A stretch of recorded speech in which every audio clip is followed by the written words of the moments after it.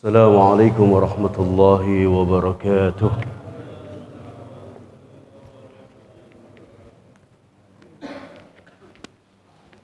Alhamdulillah wassalatu wassalamu ala Rasulillah Sayyidina Muhammad bin Abdullah Rabbi shrah li sadri wa yassir li amri wahlul 'uqdatam min lisani yafqahu qawli amma ba'du. Bapak Ibu jamaah Masjid Al-Ikhlas yang sama-sama dimuliakan oleh Allah Subhanahu wa taala. Puji dan puji syukur mari kita panjatkan kehadirat Allah Subhanahu wa taala atas segala limpahan nikmat-Nya dan karunia-Nya kepada kita sekalian.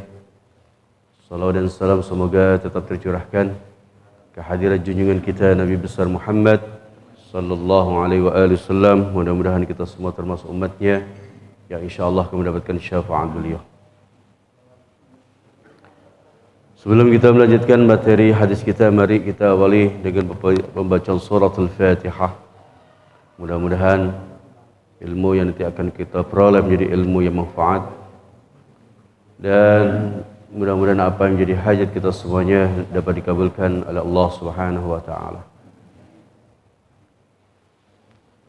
Allahumma salli ala Muhammad sallallahu alaihi wasallam wa azwajihi wa dhurriyyatihi wa sayyidatina Khadijah wa Fatimah wa Zahra wa Syarabah bil arwah sayyidil muhajir Allahumma salli wa sallim ala Muhammad wa alihi wa jami' sadatina ali wa ali wa ala wa mu'allim khair wa da'wa ila Allah jami' syahidin Allah sallallahu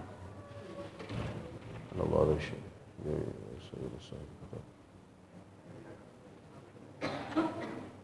أن الله الشام الرحمة والمنكر يعني درجات في الجنة وجعلنا في سور صدر محمد وأن الله يفعلنا بحكاته وصالح الفاتحة. أعوذ بالله من الشيطان الرجيم. بسم الله الرحمن الرحيم. الحمد لله رب العالمين الرحمن الرحيم مالك إياك نعبد وإياك نستعين اهدنا الصراط المستقيم صراط الذين أنعمت عليهم غير المغضوب عليهم ولا الضالين. Bismillahirrahmanirrahim. Qala Syekhul Mu'allif rahimahullah wa nafa'ana bihi wa bi ulumihi fid dharain. Amin.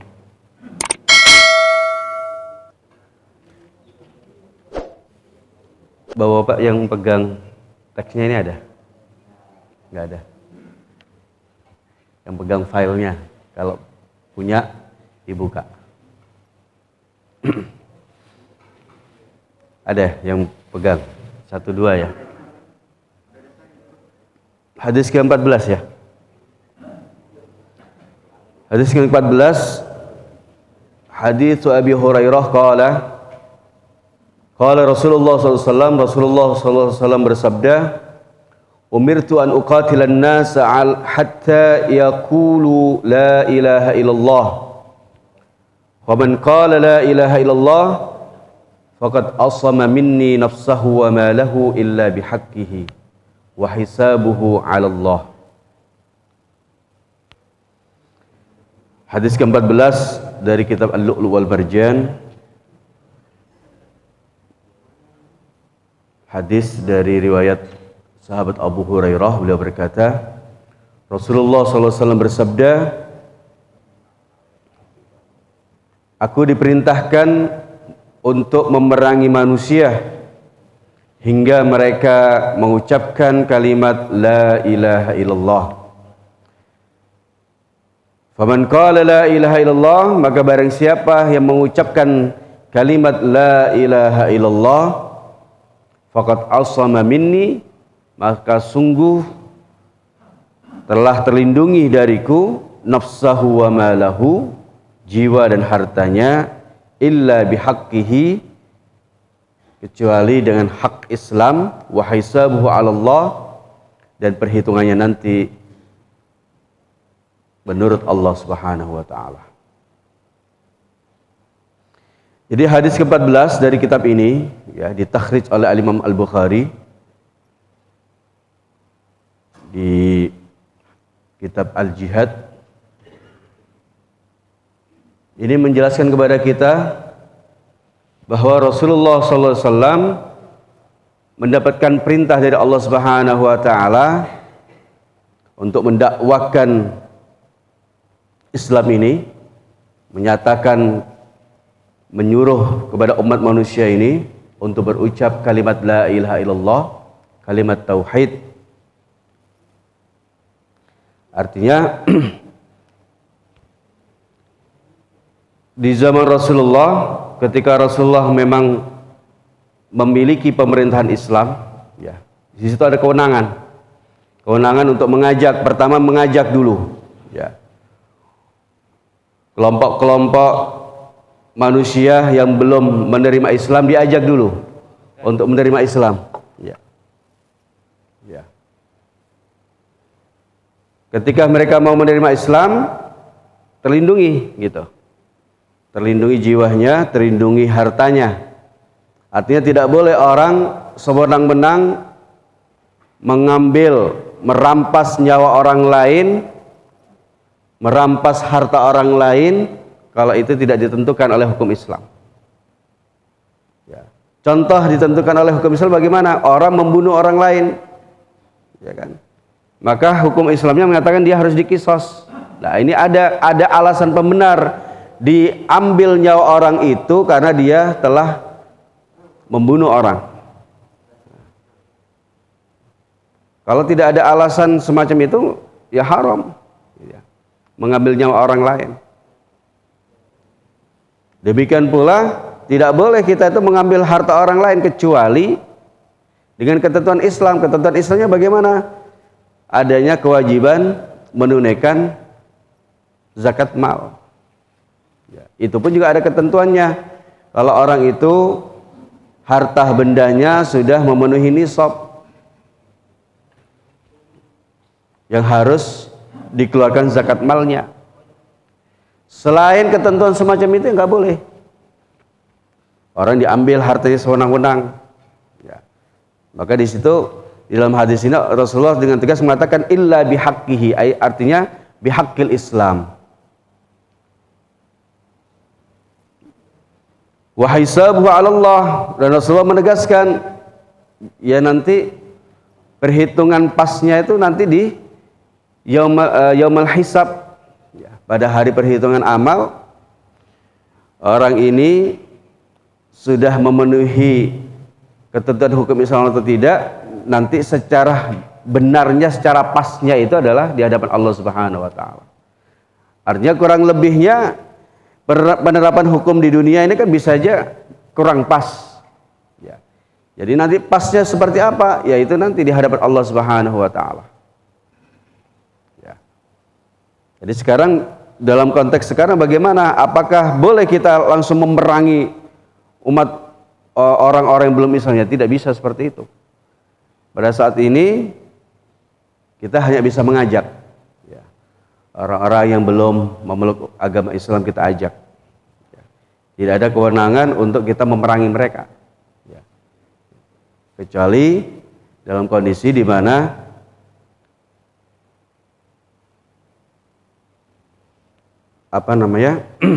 kita perang gitu ya, seperti perang seperti zaman di mana Nabi Muhammad SAW memiliki daulah Islamiyah, kemudian beliau mendakwakan Islam ke negeri-negeri yang belum Islam. Kalau itu terjadi kembali, baru itu ada kewenangan kita untuk memerangi, gitu. Pada saat semacam ini, pada saat damai seperti ini, setidaknya kita mengajak. Jadi umat-umat yang belum menerima Islam kita ajak secara persuasif untuk bisa memeluk Islam. Yang terpenting dalam hadis ini yang perlu digarisbawahi adalah orang-orang yang sudah memeluk Islam, orang-orang yang sudah mengucapkan kalimat tauhid ini terlindungi. Jiwa dan hartanya itu mereka sudah terlindungi. Jangan sampai ya seperti kejadian yang berlaku di masyarakat ini ya, orang Islam kemudian dirampas hartanya atau dirampas nyawanya, jiwanya. Kalau umpamanya hukum Islamnya ini bisa ditegakkan, ya orang-orang yang melakukan perampasan nyawa maupun harta terhadap orang Islam ini harus dihukum dengan benar kan gitu. Baik. Kemudian di hadis ke-15, hadis Ibnu Umar, hadis dari sahabat Abdullah bin Umar, anna Rasulullah sallallahu alaihi wasallam qala, bahwasanya Rasulullah sallallahu alaihi wasallam bersabda, umirtu an uqatilan nas hatta yashhadu an la ilaha illallah wa anna Muhammadar Rasulullah. Aku diperintahkan untuk memerangi manusia hatta yashhadu an la ilaha illallah wa anna Muhammadar Rasulullah, sehingga mereka bersaksi bahwa tidak ada Tuhan selain Allah dan bahwa Nabi Muhammad adalah utusan Allah. Wa yuqimus salata wa yu'tuz zakah, dan mereka mau menegakkan salat dan menunaikan zakat. Fa idza fa'alu dzalik, apabila mereka melaksanakan itu semua, asamu minni dima'ahum wa amwalahum, maka mereka telah terjaga darah dan hartanya, illa bihaqqil Islam, kecuali dengan haknya Islam, wa hisabuhum 'ala Allah, dan perhitungan mereka nantinya sepenuhnya pada Allah. Jadi hadis ke-15 ini juga sama, kurang lebih maknanya dengan hadis ke-14 tadi, bahwasanya Rasulullah diperintahkan oleh Allah Subhanahu wa taala untuk memerangi manusia sehingga mereka mau bersaksi bahwa tidak ada Tuhan selain Allah dan bahwa Nabi Muhammad adalah utusan Allah.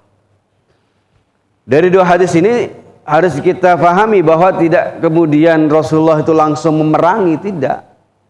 Langkah pertama yang dilakukan oleh Rasulullah itu mengajak pertama.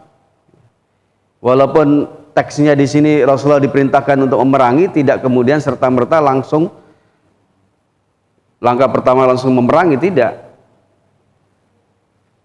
Kelompok-kelompok yang belum menerima Islam ini, apakah rajanya ataukah kepala sukunya, menerima surat terlebih dahulu dari Rasulullah untuk menerima ajaran Islam. Diajak terlebih dahulu. Gitu. Jadi secara persuasif Rasulullah mengirimkan surat kepada pemimpin-pemimpin kelompok itu, ya, apakah dia seorang raja ataukah dia seorang kepala suku, ya, dikirimin surat oleh Rasulullah untuk menerima Islam. Mungkin kalau bahasa sekarang itu ada soft powernya dulu, diajukan dulu, ya. Aslim taslam, kamu terima Islam ini, kamu selamat.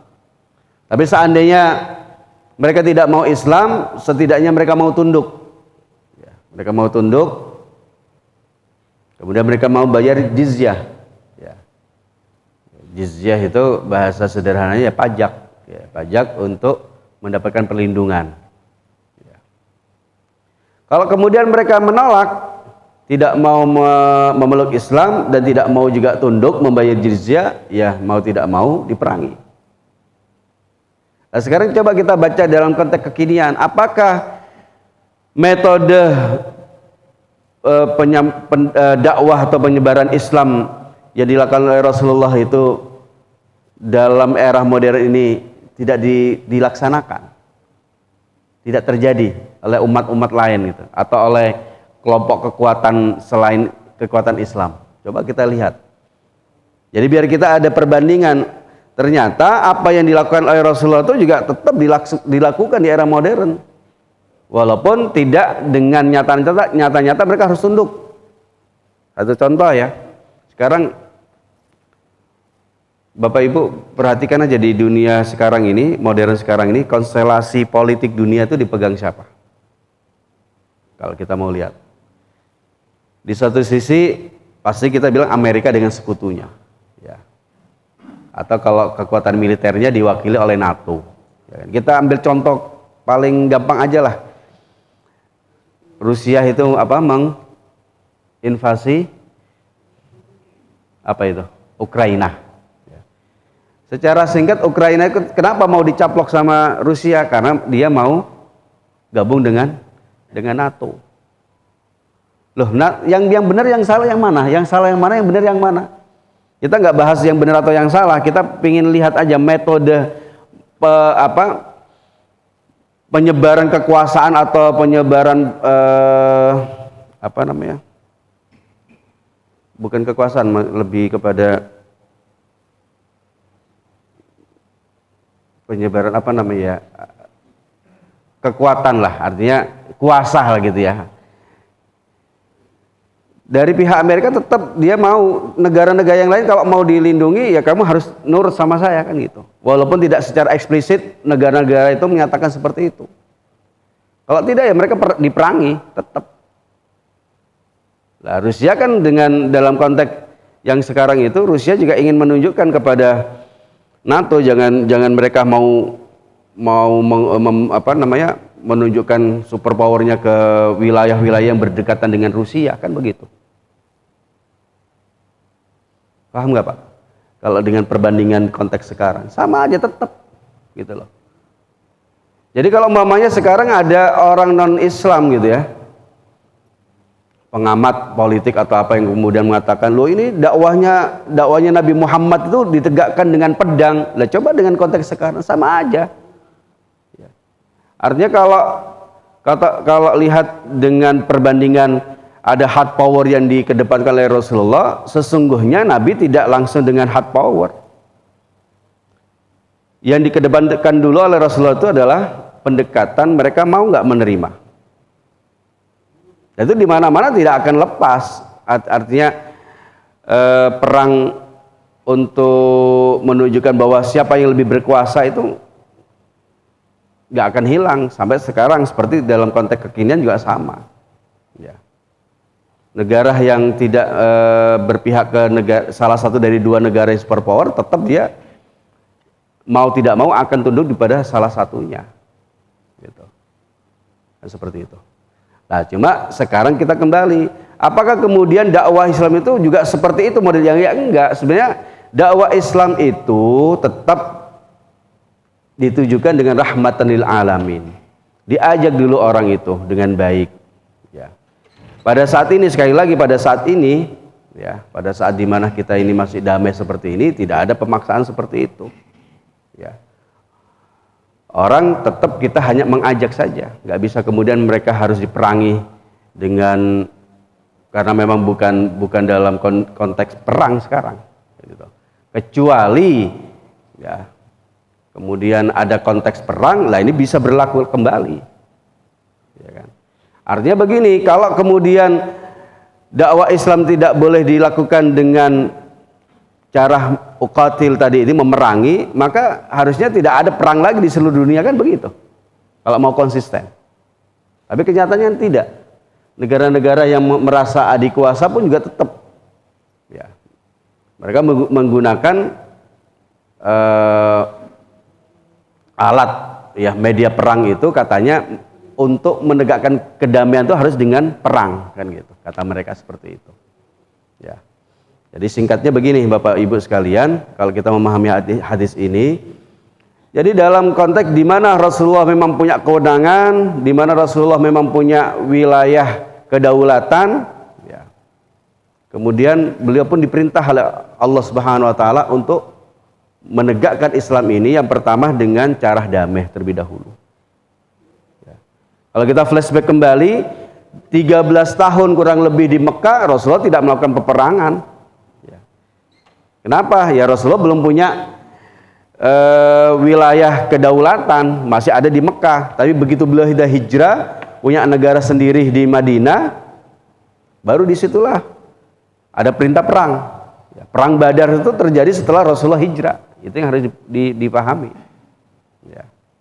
Jadi tidak ada yang salah dalam konteks ketatanegaraan pun juga nggak salah. Gitu. Karena sampai era modern ini pun pelaksanaan atau praktek semacam itu tetap dilaksanakan. Ya. Apalagi kalau kita dalam perspektif Islam bahwa Islam inilah memang ajaran yang paling benar. Inna dina indallah Islam, sesungguhnya agama yang paling diridhai oleh Allah Subhanahu wa taala adalah Islam, ya kan? Jadi kalau kita dalam konteks yang umum pun juga benar, apalagi dalam konteks yang secara khusus Islam, kan gitu. Kemudian Rasulullah pun diperintahkan manusia itu bukan hanya untuk bersyahadat, tetapi juga melaksanakan perintah agama, yaitu menegakkan salat, menunaikan zakat, kan gitu. Maka kalau di hadis yang sebelumnya, di hadis ke-13 di situ ya, itu kan Sayyidina Abu Bakar ketika sedang memegang tampuk kekhalifahan setelah Rasulullah wafat, beliau memerangi orang-orang yang tidak menunaikan zakat, gitu loh. Karena kata Sayyidina Abu Bakar, kalau ada orang yang membedakan antara kewajiban sholat dan kewajiban zakat, saya akan perangi, gitu loh. Wallahi la uqatilanna man farraqa bainas salati waz zakat. Demi Allah akan aku perangi, kata Sayyidina Abu Bakar, orang yang membedakan antara kewajiban menunaikan sholat dan kewajiban menunaikan zakat. Gitu. Karena dua-duanya kewajiban. Yang pertama kewajibannya kepada Allah Ta'ala, dan yang zakat itu kewajiban berkaitan dengan harta benda yang harus disalurkan kepada yang berhak, kan itu. Ya. Maka orang-orang yang sudah bersyahadat, orang-orang yang sudah menunaikan salat, menegakkan salat, menunaikan zakat, mereka ini wajib dilindungi. Ya, kita ini katakan gini, dalam jangan konteks negara deh, konteks kemasyarakatan aja. Di antara kita ini yang sesama muslim ini harus saling menjaga. Ya. Jangan saling mencelah, jangan saling menuduh yang satu sudah keluar dari Islam sementara tidak terbukti bahwa dia itu sudah menyekutukan Allah Ta'ala. Nah ini yang harus diperhatikan seperti itu, ya kan? Nah apalagi kalau dalam konteks negara, maka negara ini wajib melindungi, gitu loh. Jangan sampai orang yang sudah menyatakan syahadat, menegakkan salat, menunaikan zakat ini kemudian terancam nyawanya maupun hartanya. Baik. Sampai di sini boleh kalau ada pertanyaan? Jelas? Baik. Mau dibuat kesimpulan? Udah ya kesimpulannya. Jadi kalau mau dibuat kesimpulan lagi ya, apa yang sudah didakwakan oleh Rasulullah itu tidak ada yang salah. Caranya masih ya, metode dakwahnya Nabi itu yang pertama memang mengajak, yang kemudian keduanya baru memerangi. Jadi kalau mereka tidak mau menerima Islam atau tidak mau tunduk kepada Islam dengan membayar jizyah, maka langkah yang terakhir adalah diperangi. Dan itu tidak ada yang salah. Kenapa? Ya karena sampai era modern, sampai hari inilah gitu ya, katakan. Itu tetap diterapkan. Jadi untuk menunjukkan siapa yang lebih punya kuasa, punya pengaruh, itu tetap dilakukan. Ya. Baik, kalau jelas kita lanjut ke bab berikutnya, bab ke-9, yaitu bab awwalul iman qaulu la ilaha illallah. Jadi iman itu dinyatakan pertama melalui ucapan la ilaha illallah. Hadis ke-16, hadithul Musayyib Ibni Hazn. Itu hadis riwayat sahabat Al-Musayyib Ibni Hazn. Al-Musayyib itu adalah ayah dari seorang tabi'in, ya, yaitu Sa'id, yang bernama Sa'id Ibn Musayyib. Beliau berkata, "Lamma hadarat Abu Talib al-wafah, ja'ahu Rasulullah sallallahu alaihi wasallam ketika Abu Thalib menjelang wafat. Jadi kalau hadarat itu ya didatangi oleh wafat, artinya menjelang wafat gitu ya. Kalau secara harfiah ya Abu Thalib didatangi kematian, gitu. Artinya ya menjelang wafat kalau secara ininya. Ja'ahu Rasulullah, kemudian Rasulullah mendatanginya. Jadi detik-detik ketika Abu Thalib akan wafat itu didatangi oleh Rasulullah. Fawajada indahu Abu Jahlin ibni Hisham wa Abdullah ibn Abi Umayyah ibn al-Mughirah. Lalu Nabi mendapati di sisi Abu Thalib itu sudah ada Abu Jahal ibni Hisham,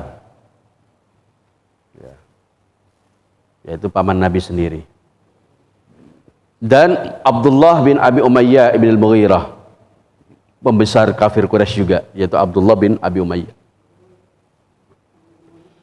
Qala Rasulullah SAW di Abi Thalib, lantas Rasulullah pun bersabda kepada Abu Thalib, ya ammi, wahai pamanku, qul la ilaha illallah, ucapkanlah kalimat la ilaha illallah,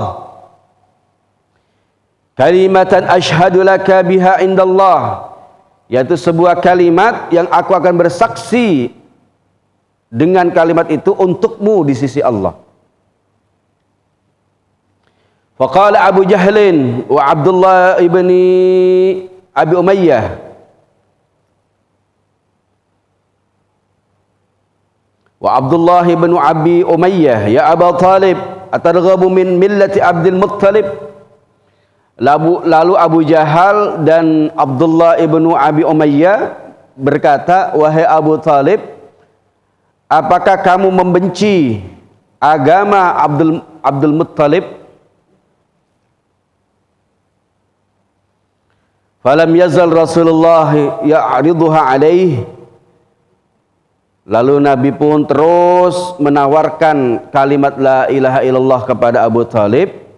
Wa ya'udani bitilkal maqalah, dan sementara kedua orang itu, yaitu Abu Jahal dan Abdullah bin Abu Umayyah itu terus mengulang juga kalimat, apakah kamu membenci agama Abdul Muttalib? Hatta qala Abu Thalib akhir ma kallamahum, sehingga Abu Thalib berkata untuk mengakhiri perdebatan di antara mereka, huwa ala millati Abdul Muttalib, gitu.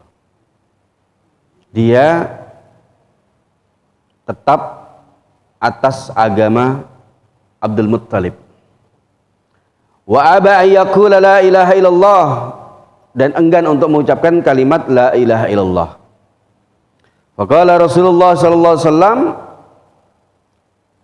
maka Rasulullah sallallahu alaihi wasallam bersabda, ama wallahi la astaghfiranna laka ma lam unha anka. Demi Allah, aku akan memohonkan ampun kepadamu selagi aku tidak dilarang untuk melakukan itu padamu. Fa anzalallahu ta'ala fihi, lantas Allah Ta'ala menurunkan firman-Nya terkait hal ini, yaitu di surah At-Taubah ayat 113. Ma kana lin-nabiyyi wal-ladzina amanu ay yastaghfiru lil musyrikeena walau kanu uli qurba min ba'di ma tabayyana lahum annahum ashabul jahim. Tidak seyogyanya bagi Nabi dan orang-orang yang beriman itu memohonkan ampun bagi orang-orang musyrik, sekalipun mereka adalah sanak kerabat, setelah jelas bagi mereka bahwa mereka itu adalah penghuni neraka jahim. Baik, agak panjang hadisnya. Kita ambil kesimpulan ya, yang pertama.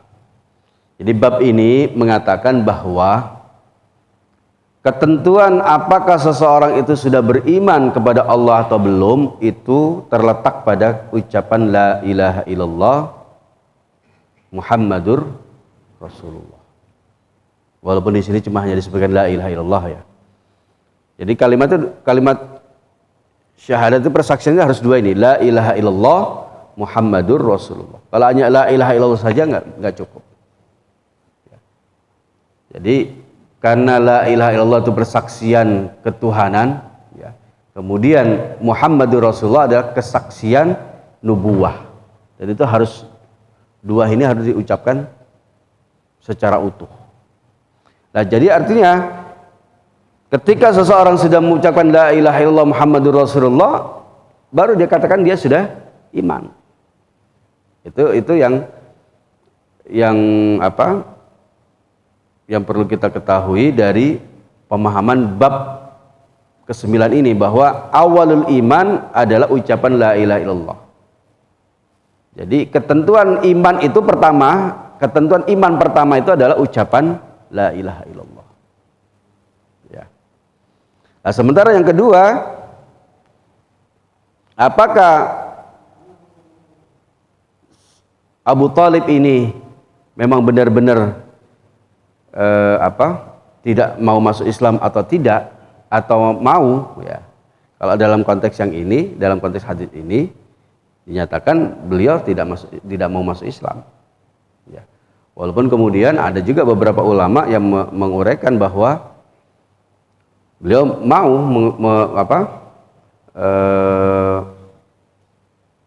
menerima Islam, ya, dengan beberapa alasan, kan gitu. Yang pertama begini, jadi kalau umpamanya dikatakan Abdul Muttalib ini Islam apa enggak, kan gitu umpamanya.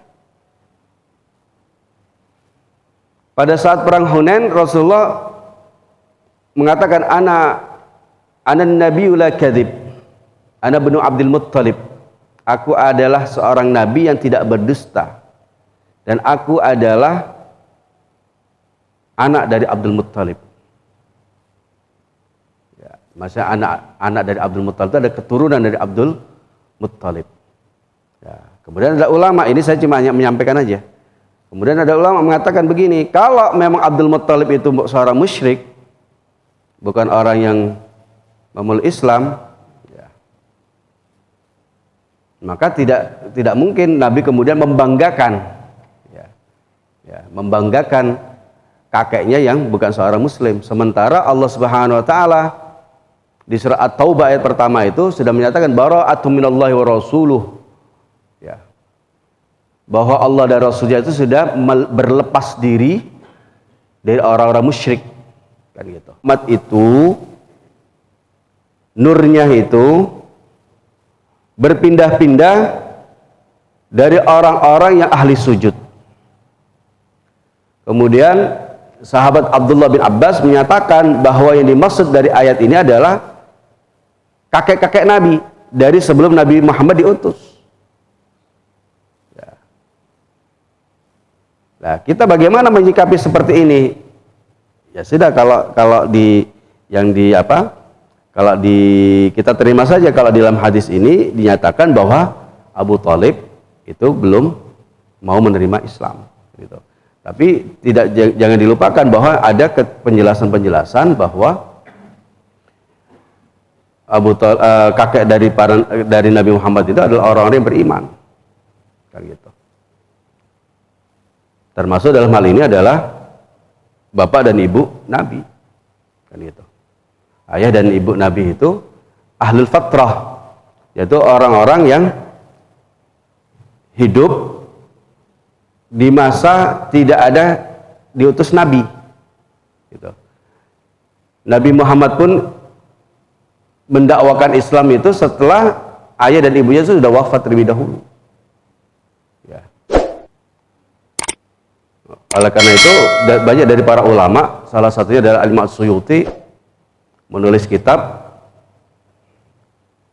At-Ta'zim wal Minnah, ya, ala abawain Nabi bil Jannah. Jadi ada keagungan, ya, dan anugerah. Judulnya itu keagungan dan anugerah gitu ya, keagungan dan anugerah pada kedua orang tua Nabi mendapatkan surga. Ya. Nah, sementara hadis di riwayat Imam Muslim itu yang menyatakan bahwa ayah Nabi itu di neraka itu hadisnya riwayat ahad. Ya. Sementara kalau kita membaca ayat-ayat Al-Quran, dan ayat-ayat Quran itu dalilnya itu mutawatir, statusnya ayat-ayat Quran itu mutawatir. Ya kan? Tidak bisa yang dalil yang ahad itu mengalahkan dalil yang mutawatir, kan gitu. Ya, maka kembali lagi pada hadis ini, yang perlu kita cermati adalah yang pertama adalah bahwa ucapan la ilaha illallah itu adalah pernyataan iman pertama. Jadi kalau kita mau dinyatakan beriman, maka harus kita itu menyatakan la ilaha illallah dengan sungguh-sungguh. Ya. Sementara apakah Abu Thalib ini masih musyrik atau sudah masuk Islam? Kalau berdasarkan yang dalam hadis ini, ya beliau masih musyrik. Gitu. Tetapi tidak boleh dilupakan bahwa ada juga penjelasan dari ulama yang menyatakan bahwa beliau ini mau menerima Islam.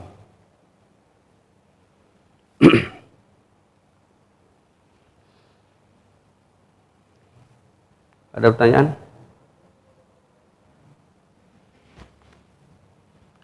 Kita lanjut bab ke-10.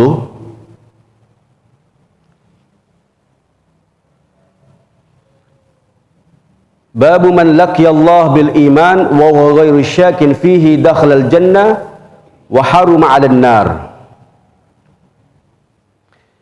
Bab ke-10, barang siapa yang menemui Allah dengan membawa iman dan dia tidak ada keraguan dalam keimanannya itu, dakhalal jannah, maka dia masuk surga, wa haruma 'alan nar, dan haram masuk neraka.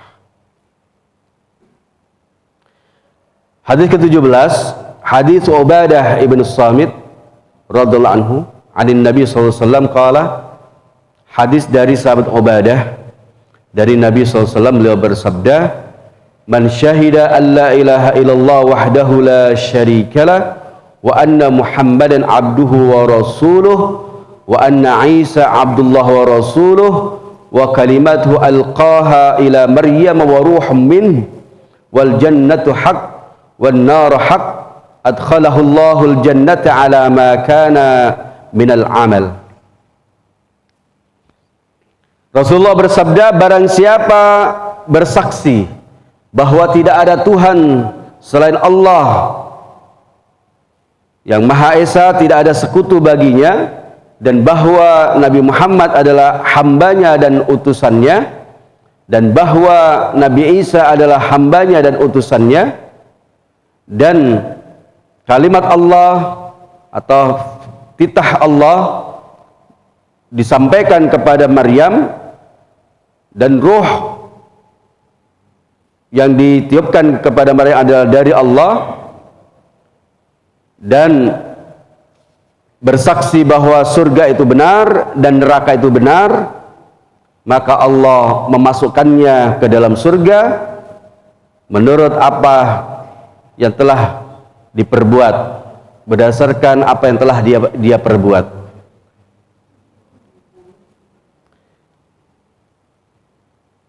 Wa zada ahadu rijalis sanad, dan salah satu dari rijalus sanad, yaitu dari perawi hadis ini, menambahkan min abwabil jannah ats-tsamaniyah ayyasyaah, dia diperkenankan memasuki surga dari pintu surga yang 8 itu yang manapun. Jadi dari 8 pintu surga yang manapun dia diperkenankan masuk. Dari hadis ini Rasulullah menyatakan begini.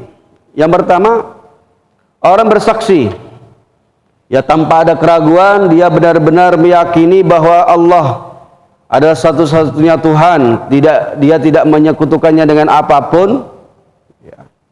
Tidak meyakini ada kekuatan yang sama atau bahkan lebih daripada Allah Ta'ala, dan dia bersaksi bahwasanya Nabi Muhammad memang adalah hambanya Allah Ta'ala dan utusannya Allah Ta'ala. Itu yang pertama, dia masuk surga, dijamin masuk surga. Kemudian dia menyatakan bahwa Nabi Isa adalah hambanya Allah, bukan anak Tuhan, dan bahwa Nabi Isa itu adalah utusannya Allah Ta'ala,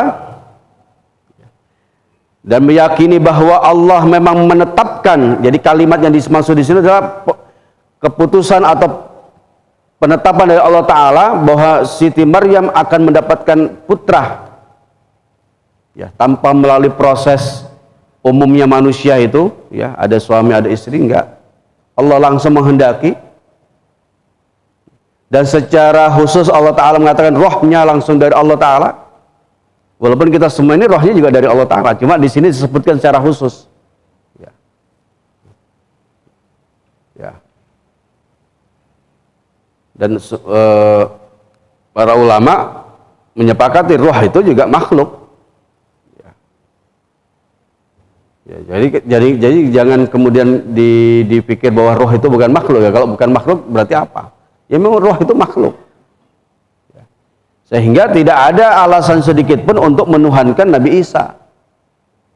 Karena Nabi Isa tercipta pun juga karena kalimatuhu alqaha ila Maryam, karena keputusan dari Allah Ta'ala yang ditetapkan kepada Siti Maryam. Jadi kalimatuhu alqaha ila Maryam itu harus dipahami, ini adalah ketetapan dari Allah Ta'ala kepada Siti Maryam memiliki anak. Langsung Allah kasih di rahimnya itu. Dan itu tidak ada yang mustahil. Jangankan Nabi Isa yang masih punya ibu, lah Nabi Adam gak punya bapak, gak punya ibu, jadi itu. Lebih ajaib mana lagi kan gitu, antara Nabi Isa dengan Nabi Adam kan gitu. Kalau kita bilang ajaib, ya lebih ajaib lagi Nabi Adam kan begitu, nggak ada bapaknya, nggak ada ibunya, tiba-tiba jadi. Lah, makanya di sini pernyataan bahwa Nabi Isa adalah hamba Allah dan utusan Allah itu harus diyakini dengan benar. Dan meyakini bahwa surga itu hak, surga itu memang benar ada. Neraka pun juga memang benar ada. Jadi kalau meyakini empat ini, meyakini syahadat, ya, asyhadu alla ilaha illallah, asyhadu anna muhammadar rasulullah, kemudian meyakini bahwa Nabi Isa itu adalah hamba Allah dan utusan Allah, dan penciptaannya Nabi Isa itu memang kehendak Allah Ta'ala, ya. Walaupun memang secara khusus wa ruhum minhu, jadi ada keistimewaannya Nabi Isa itu berbeda dengan manusia pada umumnya. Dan meyakini memang ada itu surga, dan meyakini memang benar ada itu neraka, maka Allah jamin dia masuk surga. Artinya ala maka namil amal itu menurut amal yang dulu dia perbuat, artinya menurut keyakinan yang dulu dia sudah tetapkan dalam hatinya.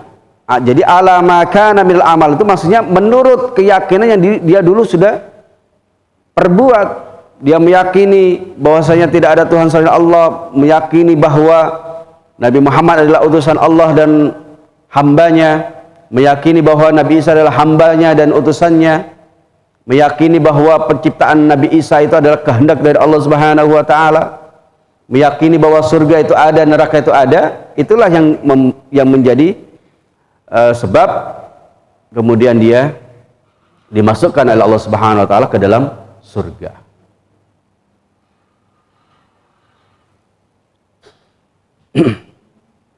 Baik.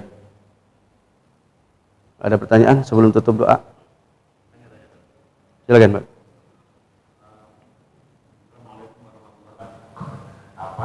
Kondisi sekarang ini sebetulnya bagaimana juga, karena ya kali kita kan untuk menghindari tujuan-tujuan intoleran, tujuan-tujuan radikal dan sebagainya. Ini kira-kira mengajak itu yang bagaimana? Karena saya melihat kemarin belum lama ini kan berita cukup viral ketika Gus Miftah menanyakan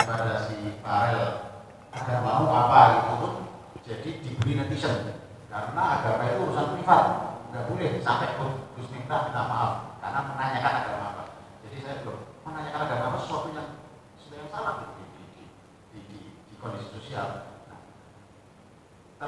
Terinspirasi dengan kondisi seperti itu. Saya lalu bayangkan ketika misalnya mohon maaf musuh dalam tanda petik itu berupa netizen, perangnya kan sudah tidak dengan pedang lagi.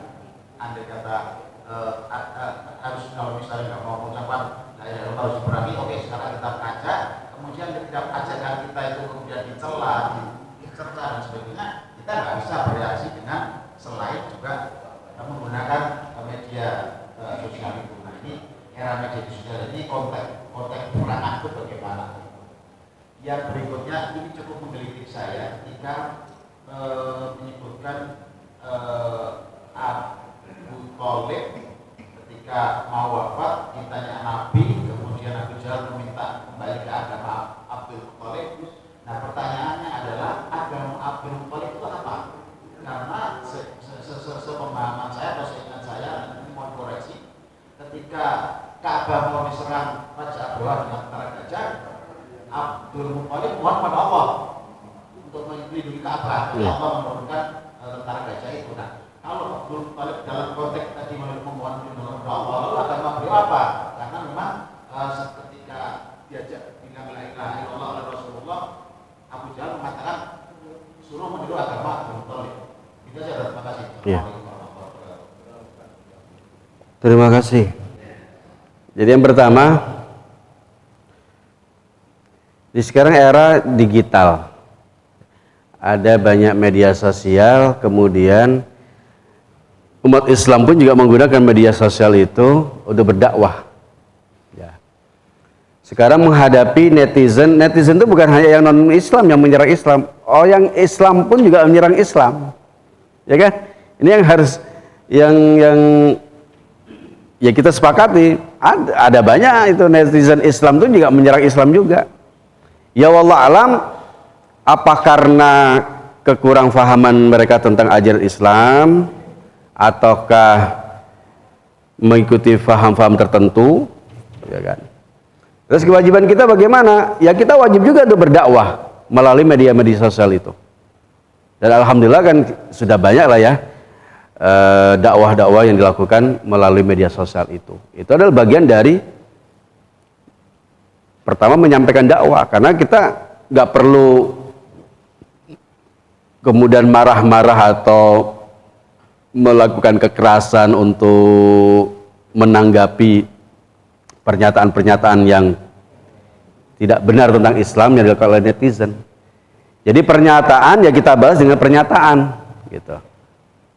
Komentar juga kita balas dengan komentar. Yang terpenting kita tampilkan wajah Islam itu yang baik seperti apa, wajah Islam yang ramah itu seperti apa, ya kan? Apakah kalau hanya sekedar menanyakan agama itu nggak boleh? Ya nggak masalah sih sebenarnya, asalkan dengan baik. Bapak, mohon maaf, agamanya apa ya? Biar ya ini. Artinya dengan niat bukan untuk memojokkan atau dengan niat untuk merendahkan, nggak ada masalah sebenarnya. Cuma kalau kemudian dihadapkan dengan orang yang berpandangan bahwa urusan agama itu urusan privasi, tidak perlu orang dipublikasikan, nanti itu ujung-ujungnya seperti nanti data di KTP juga nanti katanya kan mau dihilangkan. Itu wacana itu udah lama, itu udah dari beberapa beberapa pemerintahan sebelumnya juga sudah pernah ada wacana itu, ya. Tetapi buat kita yang meyakini bahwa penyebutan agama itu tidak kemudian untuk tujuan untuk mendiskreditkan atau merendahkan sih nggak ada masalah. Itu yang pertama. Kemudian pertanyaan kedua, jadi konteksnya Abdul Muthalib itu begini. Era itu ya, era di mana Rasulullah itu belum diutus sebagai Rasul. Di era itu agama tauhid itu udah dirusak dan memang mengalami kerusakan. Tetapi jangan sampai kemudian kita mengeneralisir bahwa semuanya rusak. Enggak. Ada beberapa orang tertentu itu yang masih memegang agama tauhid secara benar. Satu contoh, paman dari Sayyidatina Khadijah, yaitu yang namanya Naufal ya, Naufal binti siapa?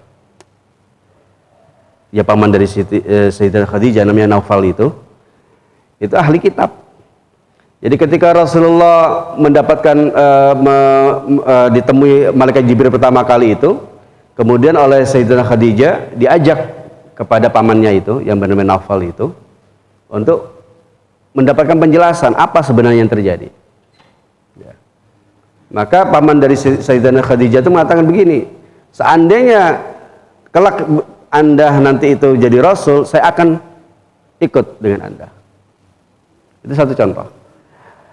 Lah, kondisi Sayyidina Abdul Muthalib itu sama halnya seperti itu. Ya. Beliau ini memegang ketauhidan kepada Allah Ta'ala, tetapi kondisi masyarakat zaman itu udah rusak. Kalau dibuat analogi seperti sekarang inilah gitu loh. Sekarang ini orang di mana-mana korupsi. Kita mau melawan, posisi kita ya seperti apa? Sementara atasan-atasan kita semua udah korupsi. Mau nggak mau kita cuma diem kan itu. Kita diem, tetapi kita berupaya untuk tetap kita lurus. Analoginya seperti itu. Ya. Nah itu terlihat seperti yang tadi Bapak contohkan ketika Ka'bah itu diserbu tentara Abraha. Beliau suruh ini, Abdul Muthalib menyuruh semua penduduk Mekah itu untuk mengungsi.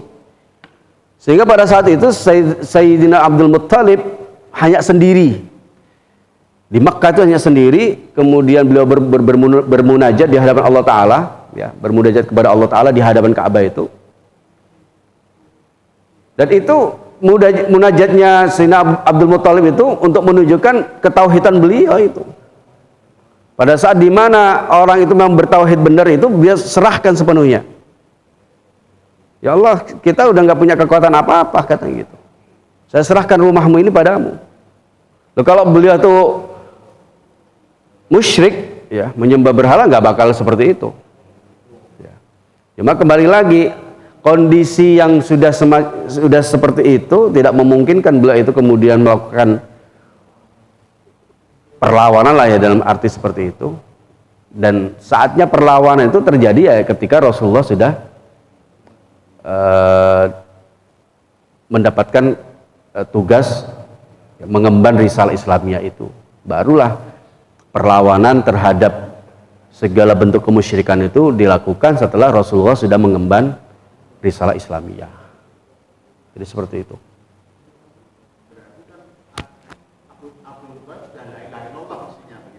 Iya. Tapi ketika Abu Thalib mau wafat, kenapa si Abu Jahal mengatakan kamu mengikut Muhammad apa ikut Abdul Muthalib gitu? Iya. Karena pembesar-pembesar Quraisy itu kan ngelihatnya Abdul Muthalib itu seperti mereka. Karena beliau tidak pernah melakukan, kamu nggak boleh gini ya, nggak boleh itu nyembah. Pada saat Abdul Muthalib hidup kan yang namanya berhala ada yang 360 sekian itu ada di sekitaran Ka'bah maupun di dalam tuh ada. Tapi nggak bisa apa-apa. Gitu loh. Ya sekarang coba begini aja. Abdul Muthalib itu bukan nabi. Buat perbandingan. Nabi Harun itu nabi. Pada saat Nabi Musa itu diperintahkan oleh Allah Ta'ala untuk menghadap ke Tursina, ya, selama 40 malam, kemudian terjadilah kekacauan yang dibuat oleh Samiri itu, dia buat anak sapi. Bani Israel pada nyembah patung anak sapi. Nabi Harun nggak bisa apa-apa. Itu satu perbandingan ya. Kita nggak bisa menyalahkan Nabi Harun, nggak bisa. Ya. Nah, kurang lebih seperti itu. Abdul Muthalib juga sama. Beliau pegang ini ketauhidan, tapi bagaimana udah? Kondisi seperti itu, sistemnya seperti itu. Artinya bukan beliau tidak mampu untuk melawan, enggak, sistemnya seperti itu. Lagi sistemnya sudah rusak. Ya kan? Lah, kembali yang tadi saya bilang, sampai kemudian Rasulullah diutus mengemban risalah Islamiyah, barulah di era Nabi Muhammad mengembang risalah Islamiyah itulah beliau mulai melawan. Ya. Makanya kalau katakan banyak Abu Thalib mengatakan saya kepada agama Abdul Muthalib, sebenarnya dia mengatakan saya beragama tauhid, kan begitu kalau mamanya ditafsirkan seperti itu. Ya. Jadi kesimpulannya begini nih. Jadi dalam kondisi di mana sistem udah rusak, ya, sehingga katakan mamanya kita ini udah nggak bisa apa-apa. Maka yang kondisi paling minimal itu ya kita mempertahankan kebaikan untuk diri kita sendiri sama keluarga kita. Gitu. Ya. Jadi apa yang terjadi pada kakek Nabi yaitu Abdul Muthalib, termasuk bapak-bapaknya, termasuk sampai kepada Nabi Ismail, semua ini orang-orang yang berpegang teguh kepada ketauhidan. Ya kan? Nah, gimana kalau umpamanya kakek Nabi langsung Abdul Muthalib itu musyrik, kan berarti sementara Allah Ta'ala itu mengatakan bahwa perbuatan syirik itu najis, kan nggak mungkin. Sementara Nabi itu cahayanya itu berpindah dari min aslabit tahir, dari sulbi, tulang-tulang sulbi yang suci semua. Kalau tulang sulbi yang suci tentu itu adalah orang-orang yang bertauhid semua. Gitu. Kalau ini sebenarnya ada banyak karangan, banyak kitab yang ditulis oleh ulama mengenai hal itu, ya kan? Mengenai bapak ibu Nabi dan termasuk kakek-kakeknya. Ya. Imam As-Suyuti itu menulis 6 kitab mengenai hal itu. Ya, mudah-mudahan ini manfaat ya buat kita semuanya. Kita tutup dengan doa. Al-Fatihah. Alhamdulillahirabbil alamin. Iyyaka na'budu wa iyyaka nasta'in. Ihdinas siratal ladzina ghairil maghdubi 'alaihim waladdallin. Astagfirullahaladzim, astagfirullahaladzim, lakal hamdu ya maulana wa bismillahirrahmanirrahim, alhamdulillahi rabbil alamin, hamdu yuafi ni'ama wa yukafi mazida ya rabbana, lakal hamdu kama yanbaghi li jalalikal karim wa 'azimi sultanik, falakal hamdu hatta tarda, lakal hamdu idza radit wa lakal hamdu ba'da ar-ridha. Allahumma salli wa sallim ala sayyidina Muhammadin fil awwalin wal akhirin, wa salli wa sallim ala sayyidina Muhammadin fi kulli waqtin wa hin. وصلي وسلم على سيدنا محمد في الملأ الأعلى إلى يوم الدين. اللهم انقلنا والمسلمين الشقاوة إلى السعادة، ومن النار إلى الجنة، ومن العذاب إلى الرحمة، ومن الذنوب إلى المغفرة، ومن الإساءة إلى الإحسان، ومن الخوف إلى الأمان، ومن الفقر إلى الغنى، ومن الذل إلى العز، ومن الإهانة إلى الكرامة، ومن الضيق إلى السعة، ومن الشر الخير، ومن العسر إلى اليسر، ومن الإدبار إلى الإقبال، ومن السقم إلى الصحة، ومن السخط إلى الرضا، ومن الغفلة إلى العبادة، ومن الفترة إلى الاجتهاد، ومن الخذلان إلى التوفيق، ومن البدع إلى السنة، ومن الجور إلى العدل. اللهم أعنا على ديننا بالدنيا، وعلى الدنيا بالتقوى، وعلى التقوى بالعمل، وعلى العمل بالتوفيق، وعلى جميع ذلك بلطفك المفضي إلى رضاك المنهي إلى جنتك المصحوب، ذلك بالنظر إلى وجهك الكريم. يا الله يا الله يا الله، يا رب يا رب يا رب، يا غوث يا غوث يا غوث، يا أكرم الأكرمين، يا رحمن يا رحيم، يا ذا الجلال والإكرام، يا ذا المواهب العظام. اللهم إنا نسألك التوفيق لمحابك من الأعمال، وصدق التوكل عليك، وحسن الظن بك، والغنية من سواك. إلهنا يا لطيف يا رزاق يا ودود يا قوي يا متين، نسألك تأهلا بك واستغراقا فيك، ولطفا شاملا من لدنك، ورزقا واسعا هنيئا مريئا، وسنا طويلا، وعملا صالحا في الإيمان واليقين، وملازمة في الحق والدين، وعزة وشرف يبقى يتعبد لا يشوب تكبر ولا عتو ولا فسد، إنك السميع قريب. وصلى الله على سيدنا محمد وعلى آله وصحبه وسلم، والحمد لله رب العالمين. الفاتحة.